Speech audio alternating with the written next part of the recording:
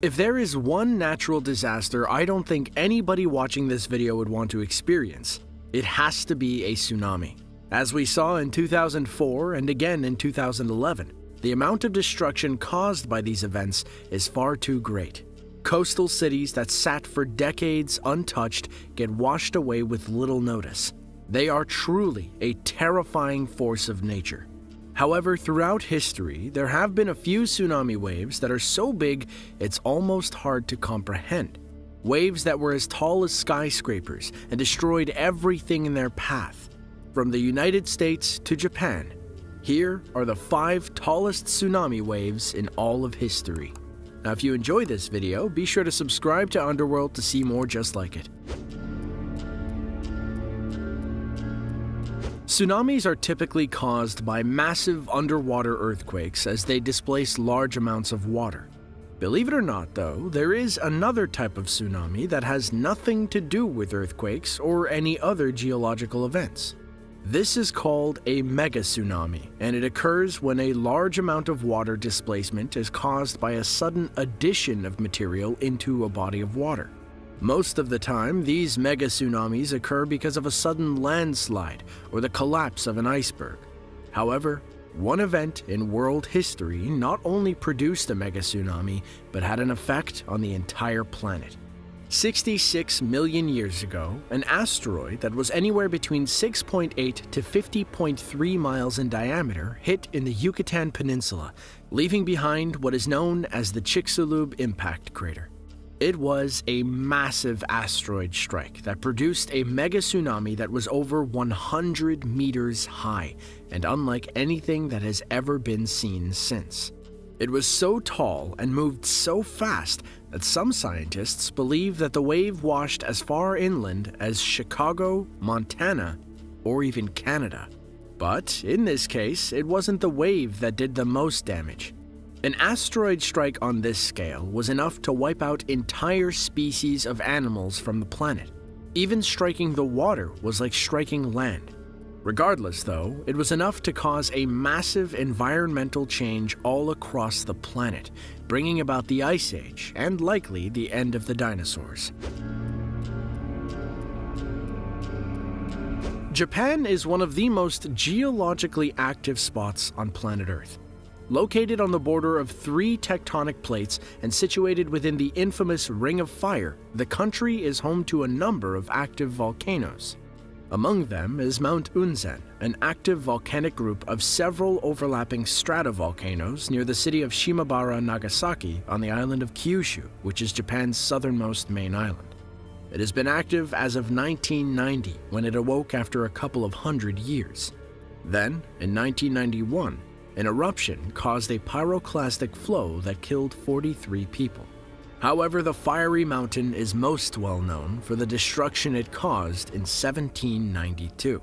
That year, the area had been recording a number of earthquakes when, all of a sudden, one of the lava domes collapsed into the ocean, triggering a mega tsunami that took the lives of over 14,000 people and is still considered to be Japan's worst volcanic-related disaster. One thing that made this tsunami especially deadly was the fact that it struck the Higo province on the other side of the Ariake Bay. Then, it bounced back and hit Shimabara again. The wave was said to have reached a height of 330 feet, or 100 meters, making it capable of reaching miles inland and wiping out anything in its path. Out of all of the fatalities, around 5,000 are thought to have been from the landslide, around 5,000 from the tsunami going across the bay, and the remainder from when the tsunami returned. There are few geological events in recorded history that saw the destructive force as that of the Mount St. Helens eruption in 1980. It was the Earth's largest terrestrial landslide in historical times, a result of a restless volcano and its uniquely violent eruption. The most defining thing of this eruption was the total collapse of the northern slope, leading to an immense pyroclastic flow. However, something else came out of this collapse that was disastrous in its own right. When the side of the mountain fell, it plowed directly into Spirit Lake, which was a short distance from the base of the volcano. As the huge column of rock and dirt crashed into the lake, it produced a tsunami that measured 860 feet, or 260 meters above the lake level. The lake also grew in size, nearly doubling from 1,300 acres to roughly 2,200 acres. Inland tsunamis like this are one of the rarest natural disasters on Earth. This massive wall of water traveled for quite a ways, knocking down trees and any structures that were in the way. However, even with 860 feet of water moving at an incredible rate, it would eventually be overtaken by the fiery cloud of ash that spewed out of the mountain. This mixture of water and ash created some of the most devastating mud flows, clogging rivers and leaving a disgusting sludge behind that would take months to solidify. Over time, Spirit Lake was able to fill back up and now has a level of around 3,406 feet that is constantly monitored and maintained. But it took over 20 years for the lake to get to the condition that it's currently in. As you can see by the disaster of Spirit Lake, inland tsunamis can spell certain doom for anyone unlucky enough to be in its path when it strikes. However, this wasn't the first inland tsunami to have been recorded. Just 17 years earlier in Italy, another inland tsunami did some serious damage in areas around a reservoir located about 100 kilometers north of Venice. Just after World War II, Italy decided to undertake a number of construction projects, including the building of Genoa's fateful Morandi Bridge, which was a hydroelectric dam. However, prior to the dam's construction, there were numerous warnings issued that the mountain above it, Monte Toc, was unstable. As it was being built, locals reported continual tremors and landslides. However, the operators ignored the danger signs. They decided, as a safety measure, to lower the water level in the reservoir behind the dam. It was a mistake that would cost them dearly. On October 9, 1963, a massive landslide sent rocks, trees, and earth plummeting into the reservoir below. The impact sent a huge wave of water shooting 250 meters above the dam, just before sweeping down the valley below and destroying every village in its path. The tsunami displaced the air with a force that was supposedly more powerful than an atomic bomb.